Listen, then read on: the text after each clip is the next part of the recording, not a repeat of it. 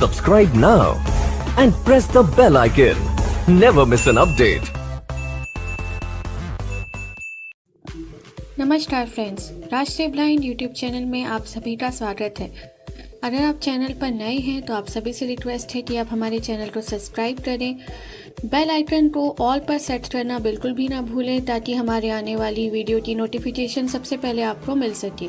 अगर आपको हमारी वीडियोस अच्छी लगती हैं तो वीडियोस को लाइक करें, शेयर करें और कमेंट में अपना फीडबैक देना बिल्कुल भी ना भूलें। आप हमारे चैनल के अबाउट में जाके हमारे व्हाट्सएप ग्रुप का फॉर्म फिल करके हमारे व्हाट्सएप ग्रुप का हिस्सा बन सकते हैं। फीमेल्स के लिए अलग से एक व्हाट्सएप ग्रुप है, तो आप फॉर्म भर के उसमें ऐड हो सकते हैं। साथ ही हमारे चैनल के अबाउट में हिंदी ऑडियो शायरी एक दूसरे यूट्यूब चैनल का भी लिंक है, आप जाकर उसको भी सब्सक्राइब करें। हमारे टेलीग्राम चैनल और हमारे व्हाट्सएप चैनल का लिंक भी आपको अबाउट में मिल जाएगा, आप वहां से ज्वाइन कर सकते हैं। इसके साथ ही अगर आप अपनी वीडियोस के लिए कोई म्यूज़िक चाहते हैं तो हमारे टेलीग्राम चैनल का लिंक अबाउट में दिया हुआ है, तो आप हमारे Telegram channel audio music factory को वहां से ज्वाइन कर सकते हैं। तो आपका ज़्यादा समय न लेते हुए अब ले चलती हूँ आपको वीडियो की ओर।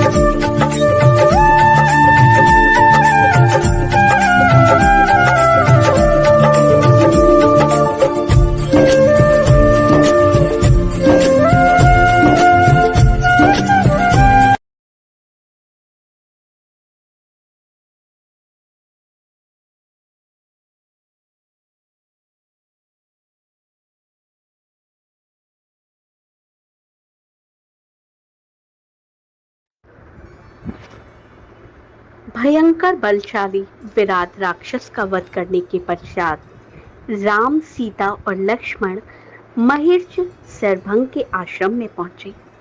महिष शरभंग अत्यंत वृद्ध थे, उनका शरीर जर्जर हो चुका था। ऐसा प्रतीत होता था कि उनका अंतकाल निकट है।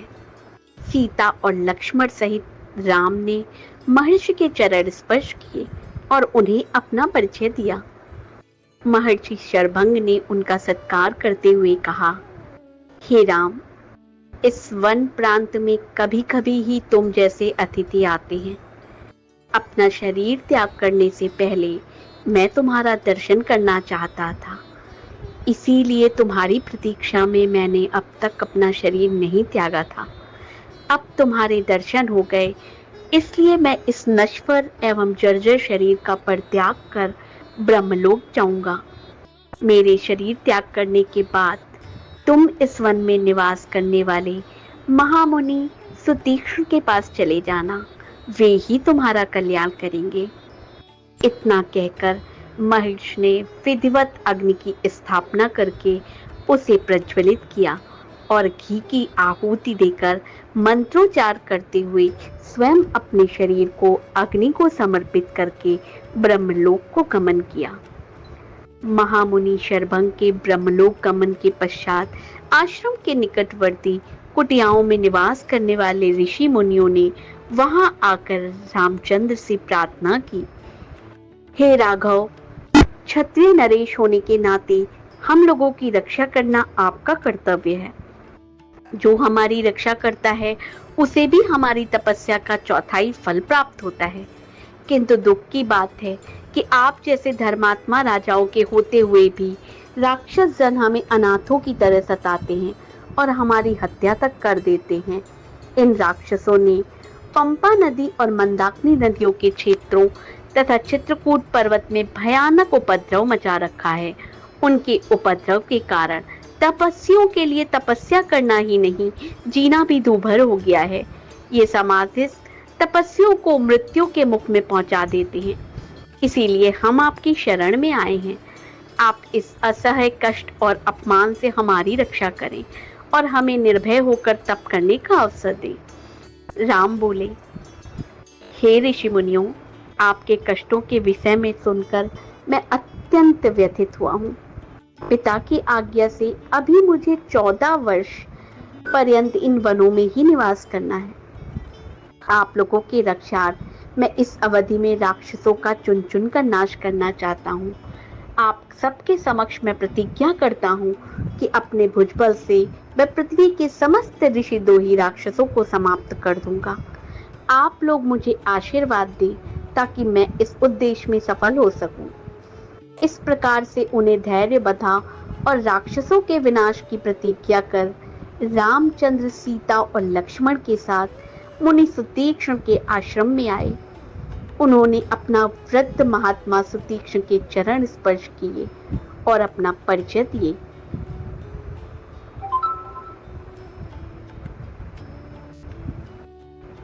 महाराज ने उनको कुशल क्षेम पूछा और फल आदि से उनका सत्कार किया। सब एक समय वार्तालाप करते करते सूर्यास्त की बेला आ पहुंची। तब उन सब ने एक साथ बैठकर संध्या उपासना की और रात्रि विश्राम भी उनके आश्रम में किया। प्रातः काल राम बोले, हे मुनिवर, हमारे हृदय में दंडक वन में निवास करने वाले ऋषि मुनियों के दर्शन करने की उत्कृष्ट अभिलाषा है। हमने सुना है कि यहाँ अनेक ऋषि मुनि हैं जो सहस्रों वर्षों से केवल फलाहार करके तपस्या करते हुए सिद्धि को प्राप्त कर चुके हैं। ऐसे महात्माओं के दर्शनों से जन्म जन्मांतर के पाप नष्ट हो जाते हैं। इसलिए आप हमें जाने की आज्ञा दें। महर्षि सुतीक्ष्ण ने आशीर्वाद देकर प्रेम पूर्वक उन्हें विदा करते हुए कहा कि हे राम, तुम्हारा मार्ग मंगलमय हो। वास्तव में यहाँ के तपस्वी असीम ज्ञान और भक्ति के भंडार हैं। तुम अवश्य उनके दर्शन करो। इस वन का वातावरण भी तुम्हारे लिए सर्वथा अनुकूल है। इसमें तुम भ्रमण करके अपने वनवास काल को सार्थक करो। मार्ग में सीता ने रामचंद्र से कहा, आर्यपुत्र, यद्यपि आप महान पुरुष हैं, किंतु सूक्ष्म रूप से विचार करने पर मुझे प्रतीत होता है कि अधर्म में प्रवृत्त हो रहे। हे नाथ, इस संसार में काम जनित 3 दोष ऐसे हैं जिनका उन्हें परित्याग कर देना चाहिए।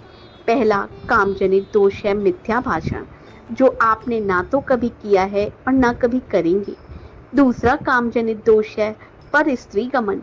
आप एक पत्नी वृद्धारी और महान सदाचारी हैं, अतः यह कार्य भी आपके लिए असंभव है। तीसरा काम जनित दोष है बिना बैर भाव के दूसरों के प्रति क्रूरतापूर्ण व्यवहार। यह तीसरा दोष अर्थात क्रूरतापूर्ण व्यवहार ही आपके समक्ष उपस्थित है और आप इसे करने जा रहे हैं। आपने इन तपस्वियों के समक्ष राक्षसों को समूल नष्ट करने की जो प्रतिज्ञा की है, उसी में मुझे दोष दृष्टिगत हो रहा है। आपके लक्ष्मण के साथ धनुष धारण कर इस वन में प्रवेश करने के कार्य को मैं कल्याणकारी नहीं समझती। मुझे यह उचित नहीं लगता कि जिन राक्षसों ने आपको किसी प्रकार की क्षति नहीं पहुंचाई, उनकी हत्या करके आप व्यर्थ ही अपने हाथों को रंजित करें। मेरी दृष्टि में यह अनुचित और दोषपूर्ण कृत्य है। महाबली, पूर्व काल में किसी पवित्र वन में ईश्वर की आराधना में तल्लीन रहने वाले एक सत्यवादी और पवित्र ऋषि निवास करते थे। उनकी कठोर तपस्या से इंद्र भयभीत हो गए और उनकी तपस्या को भंग करना चाहा। एक दिन योद्धा का रूप धारण करके इंद्र ऋषि के आश्रम में पहुंचे और विनय पूर्वक अपना खड्ग उस ऋषि के पास धरोहर के रूप में रख दिया। ऋषि ने उस खड्ग को लेकर अपनी कमर में बांध लिया, जिससे वो खो ना जाए। कमर में बंधे खड्ग के प्रभाव से उनकी प्रवृत्ति में रौद्रता आने लगी। परिणाम स्वरूप वे तपस्या कम और रौद्र कम अधिक करने लगे। हे स्वामी, शस्त्र और अग्नि की संगति एक सा प्रभाव दिखाने वाली होती है। आपकी यह भीषण प्रतिज्ञा, आप दोनों भाइयों का निरंतर धनुष उठाए फिरना आप लोगों के लिए कल्याणकारी नहीं है। आपको उन निर्दोष राक्षसों की हत्या नहीं करनी चाहिए जिनका आपके प्रति कोई बैर भाव नहीं। बिना शत्रुता के किसी की हत्या करना लोक में निंदा का कारण भी बनता है।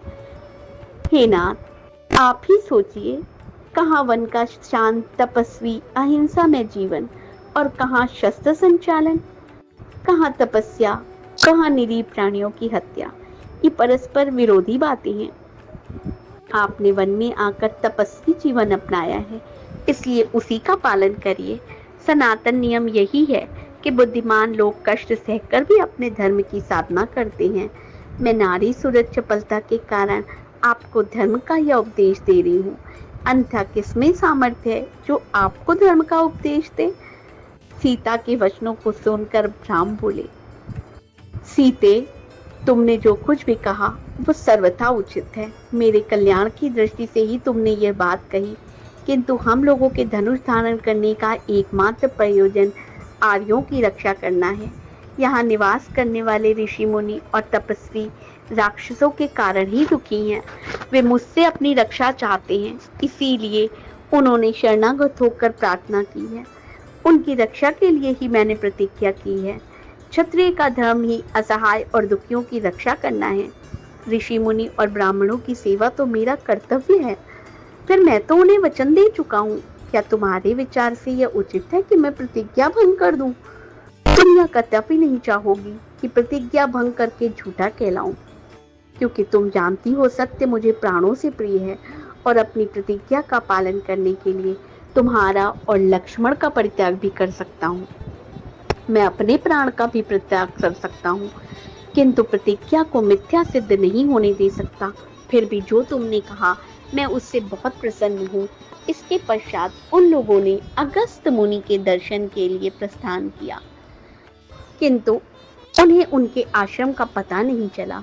अनेक ऋषि मुनियों से दर्शन करते, वन में भ्रमण करते हुए 10 वर्ष व्यतीत हो गए। इस अवधि में उन्होंने अलग अलग स्थानों में 1-2 वर्ष तक कुटिया बनाकर निवास किया, किंतु अगस्त मुनि के आश्रम की भी खोज करते रहे, परंतु अनेक प्रयत्न करने पर भी उनका आश्रम ना पा सके। अंततः वो पुनः सुतीक्ष्ण मुनि के आश्रम में आए और बोले, महर्षि, मैं विगत 10 वर्षों से वन में भटक कर महर्षि अगस्त के आश्रम की खोज कर रहा हूँ, किंतु अभी तक उनके दर्शनों का लाभ नहीं प्राप्त कर सका। उनके दर्शनों की मुझे तीव्र लालसा है। कृपया करके आप मुझे उनके आश्रम में पहुंचाने का मार्ग बताइए। मुनिराज सुतीक्ष्ण ने कहा, हे राम, तुम दक्षिण दिशा में 16 कोस जाओ। वहां तुम्हें एक विशाल पिप्पली वन दृष्टिगत होगा। उस पिप्पली वन के वृक्ष प्रत्येक ऋतु में खिलने वाले सुगंधित रंग बिरंगे फूलों से लदे वृक्ष मिलेंगे। उन पर नाना प्रकार की बोलियों में कलरव करते हुए असंख्य पक्षी होंगे। अनेक प्रकार के हंसों, बकों, कांडवों आदि से युक्त सरोवर भी दिखाई देंगे। उसी वन में महात्मा अगस्त के भाई का आश्रम है, जो वहां ईश्वर साधना में तल्लीन रहते हैं। कुछ दिन उनके आश्रम में रहकर विश्राम करो। जब तुम्हें मार्ग की क्लांति मिट जाए तो वहां से दक्षिण दिशा की ओर वन के किनारे चलना। वहां से 4 कोस की दूरी पर ही महर्षि अगस्त का शांत मनोरम आश्रम है, जिसके दर्शन मात्र से ही अद्वितीय शांति मिलती है। आप सभी का बहुत बहुत धन्यवाद कि आप लोग YouTube चैनल को बहुत ज़्यादा ही पसंद कर रहे हैं और अपना सहयोग और प्यार दे रहे हैं। आपके इसी सहयोग से करते हुए हमारा ये 26वां एपिसोड आपके लिए आज हम लोग लेकर उपस्थित हुए हैं। अगर आपको पसंद आए तो आप YouTube ब्लाइंड चैनल को सब्सक्राइब और लाइक कमेंट्स करना ना भूलें, जिससे हम इसको आगे इसी प्रकार बढ़ाते रहें। धन्यवाद।